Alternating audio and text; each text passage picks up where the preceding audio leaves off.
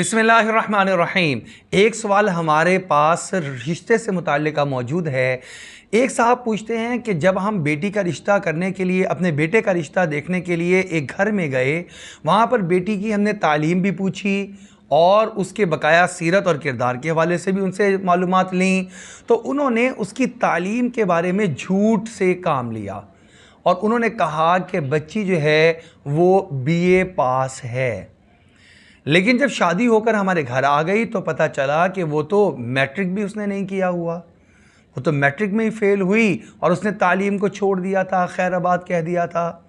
अब इस मामले को लेकर हमारे घर के अंदर ये चपकलच चलनी शुरू हो चुकी है कि कुछ ख़ानदान वाले और कुछ घर वाले ख़ुद, और हत्ता कि वो ख़ुद लड़का मियाँ शौहर, वो उसको इस बात का दुख है कि तुम्हारे घर वालों ने हमारे साथ झूठ बोलकर शादी क्यों की है। इसका जवाब समाअत फरमा लीजिए। ये एक बड़ा उमूमी मसला बनता चला जा रहा है। हम अपने बेटे के रिश्ते के लिए भी उसकी गलत सिफ़ात बयान कर देते हैं, उसकी वो खूबियाँ जो उसमें मौजूद ही नहीं हैं, गोया गलत बयानी से काम लेते हैं। कभी उसकी जॉब के बारे में गलत बयानी से काम लेते हैं, कभी उसकी आमदनी के बारे में गलत बयानी से काम लेते हैं।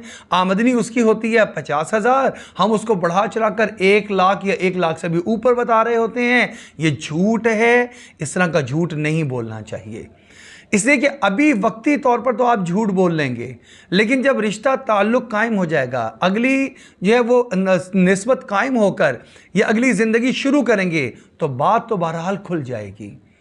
और ये जो पहले बोला जाने वाला झूठ है, इसको हज़म करना इंतहाई मुश्किल है।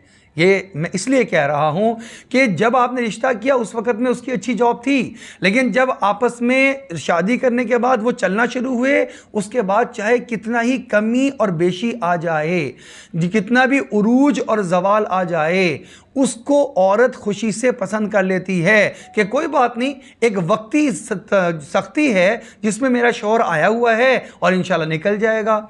ये और बात होती है। लेकिन एक है बुनियाद ही गलत और झूठ के ऊपर कायम करना।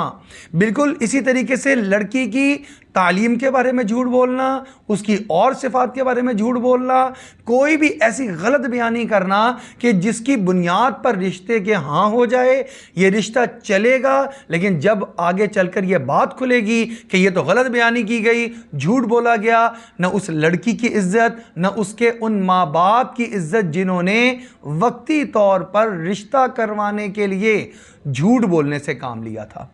इसलिए कि झूठ बोलना हमेशा ही इंसान को जलील और रुसवा करता है। ये बात याद रखिए, जो सच है सिर्फ उसको सामने रखें, जो झूठ है उसको कभी सामने ना लेकर आएं। औरतों के मामले में, लड़कियों के मामले में, उम्र के मामले में भी झूठ बोल दिया जाता है कि इसकी उम्र इतनी है और इतनी है, और बाद में कहीं से खुल जाता है कि इतनी नहीं इतनी है।